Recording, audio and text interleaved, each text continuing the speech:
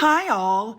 Everything in my video is pulled from the public domain, and I am using them under the Fair Use, Fair Dealings guidelines. Everything I say is my own opinion. You should look into this information for yourselves, but I'm pretty sure I'm right. Good morning, everybody. This video is going to be updates about all the recent stories we've covered, from Camilla being the Queen Consort, to security for Harry and Meghan, to Harry's latest blurb on Better Up. There is so much to cover, so let's just jump in with both feet and get there, shall we? Let's go. Congratulations are starting to pour in for Elizabeth, and I noticed that the White House sent a wonderful message. Makes me proud. I thought this one was really cool. The British Army sent her congratulations as well. And it looks like from the link that they're doing their own celebrations, which I also find really cool. And even the King of Norway sent his congratulations. And how cool is that she knows not only this King of Norway, but his father and grandfather. She's known 3 of them. Pretty cool. All right, moving on. I got a lot of comments about this picture above. People were like, what are you talking about? He can sit and make comments on his own. He knows what he's doing. And I put this picture up for a reason, and I'm guessing most of you didn't see it. So let me zoom in so you can see the picture. There, is that better? No, you still can't see it? You don't see what I'm talking about? Let me zoom in a little closer. Yes, ladies and gentlemen, that's an earpiece in his ear. So don't tell me that he was talking from the heart and all this stuff. He was being told what to say. I mean, really? He couldn't even do that little stint on his own. He hasn't got the brain power for it. Somebody had to tell him what to say. I just can't. All right, next story. All right, I have a quick update to the whole I need security for my family in the UK thing. If you guys remember correctly, Charles offered them to stay with him. Therefore, they would be covered under the umbrella of his 24-hour-a-day security, and therefore removing any reason for them not returning to the UK. That was until this article came out. Yes, it's being said that while they refuse to stay with Charles, Meghan will return to the UK as long as she gets to stay with Queen Elizabeth in the big castle. I don't think that's going to go over at all. I still believe they're not invited. And that may be why we heard nothing from Harry and Meghan. They did not congratulate the Queen on her Platinum Jubilee, and they absolutely had nothing to say about the request of Camilla becoming the Queen Consort. They didn't even leak that they made a private phone call. You know what I'm saying? They didn't put anything up on the Archewell site. Now, William and Catherine also didn't put anything publicly out, but I guarantee you they spoke privately. But they don't leak things to the media. And you have to wonder, Harry riding on his mother's coattails, did he know this was coming and was he trying to ruin it for Camilla? Because I can totally see that. And that story goes right along with this one, where Harry and Meghan have been branded as brain dead and deadbeats. Yeah, spot on.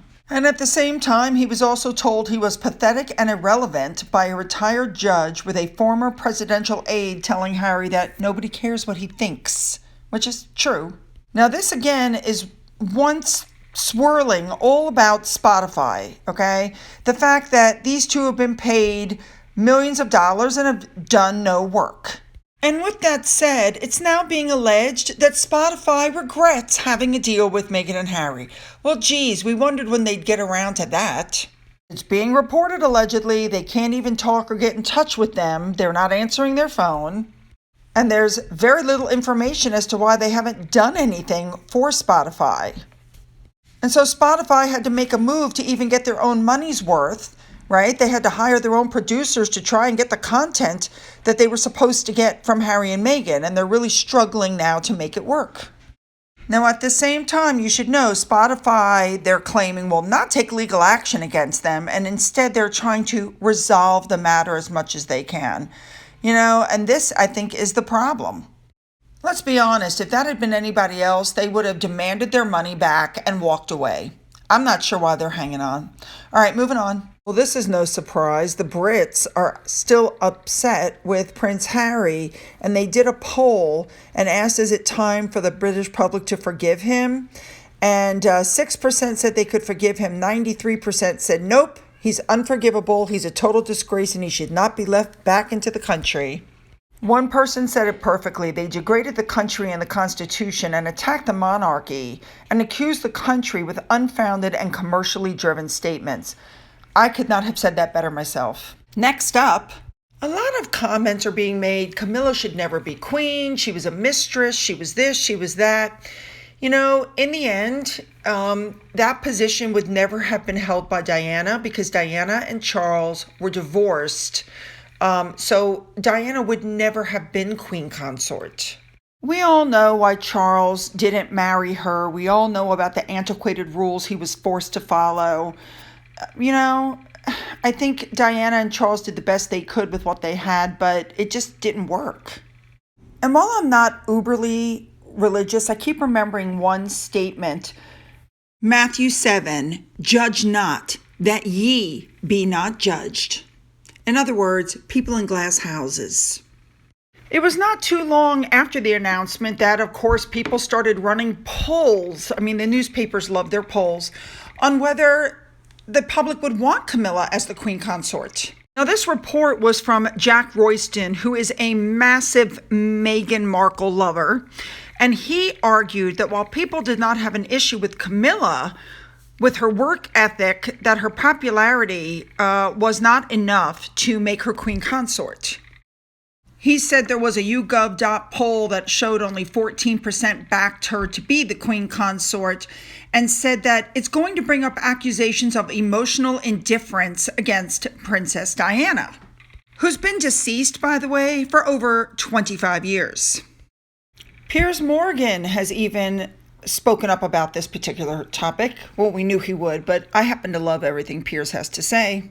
Piers pointed out that he has known Camilla for over 20 years, and they've always gotten on very well.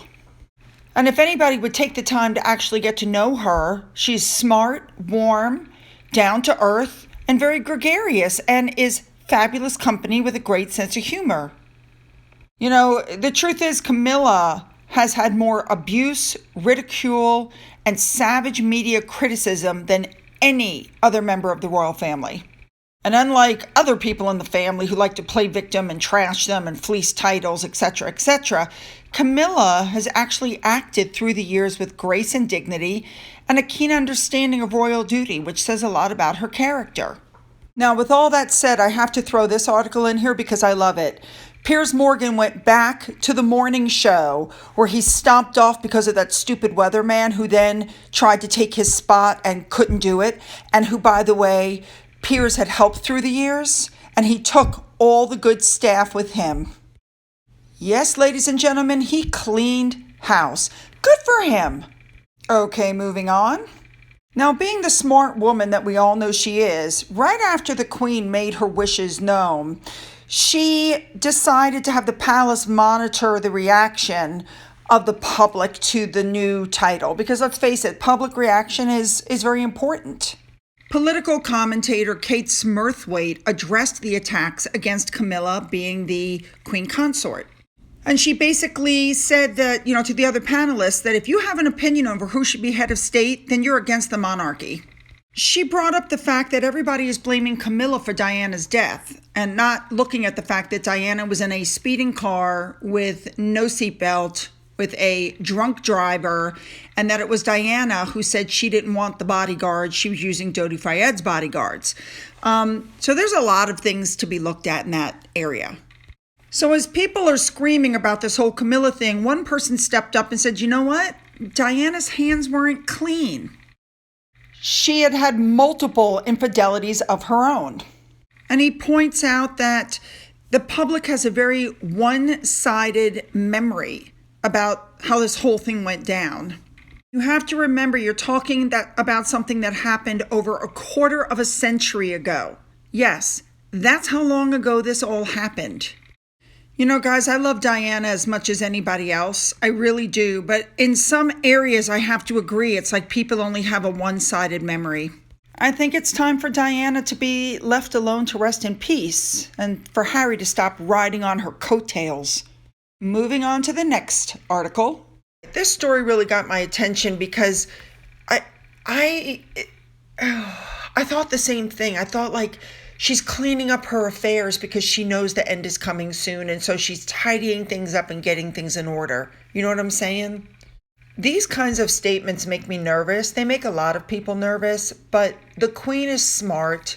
She knows she's 95. She's going to be 96 soon. She knows that she can't live forever, and she just wants to put everything together, tidy up things before she goes.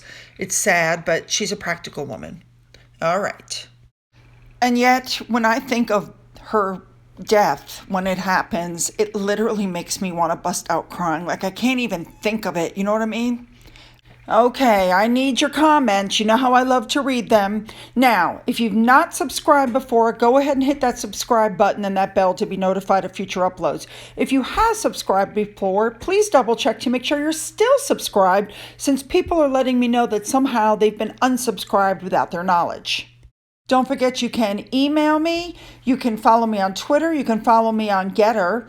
For those who have donated to my coffee fund, thank you so much. And as always, you guys, have a great day.